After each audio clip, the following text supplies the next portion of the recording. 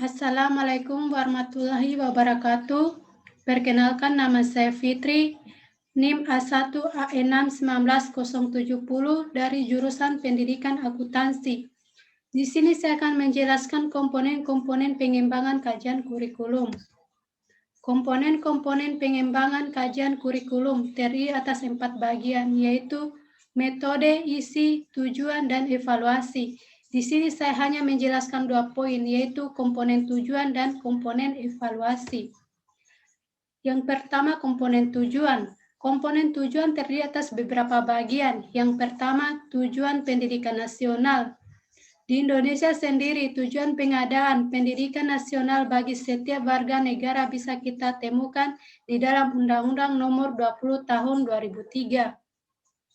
Berdasarkan undang-undang tersebut, tujuan pendidikan nasional di Indonesia ialah sebagai berikut: mengembangkan kemampuan dan membentuk watak serta peradaban bangsa yang bermartabat dalam rangka mencerdaskan kehidupan bangsa, bertujuan untuk berkembangnya potensi peserta didik agar menjadi manusia yang beriman dan bertakwa kepada Tuhan Yang Maha Esa, berakhlak mulia, sehat, berilmu, cakep, kreatif, mandiri, dan menjadi warga negara yang demokratis serta bertanggung jawab.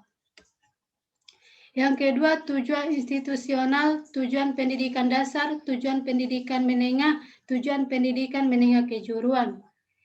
Tujuan institusional adalah tujuan yang ingin dicapai oleh suatu institusi pendidikan sebagai penyelenggara pendidikan. Tujuan institusional adalah tujuan yang harus dicapai oleh setiap lembaga pendidikan.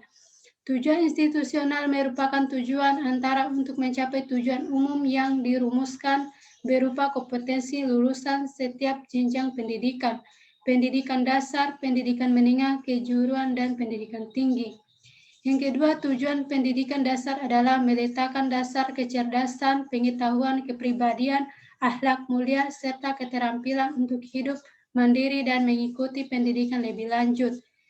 Tujuan pendidikan menengah adalah meningkatkan kecerdasan, pengetahuan, kepribadian, akhlak mulia, serta keterampilan untuk hidup mandiri dan mengikuti pendidikan lebih lanjut.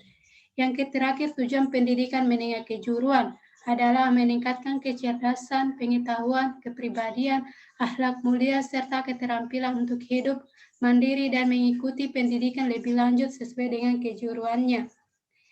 Yang ketiga, tujuan kurikuler, di mana tujuan kurikuler ini adalah tujuan yang hendak dicapai oleh suatu program studi, bidang studi atau mata pelajaran yang disusun mengacu atau berdasarkan tujuan institusional dan tujuan pendidikan nasional, atau dapat didefinisikan sebagai kualifikasi yang harus dimiliki siswa setelah mereka menyelesaikan suatu bidang studi tertentu dalam suatu lembaga pendidikan.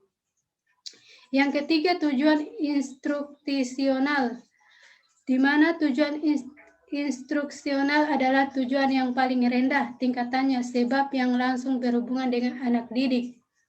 Tujuan instruksional dibedakan ke dalam 2 jenis, yaitu tujuan instruksional umum atau TIU dan tujuan instruksional khusus atau TIK. Perbedaan TIU dan TIK terdapat dalam hal perumusannya.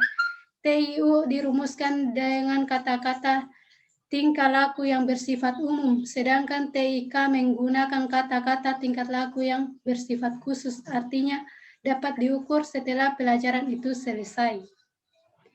Yang terakhir adalah komponen evaluasi, di mana komponen evaluasi ini adalah penilaian atau evaluasi. Kurikulum mencakup semua aspek batas belajar, evaluasi hasil belajar.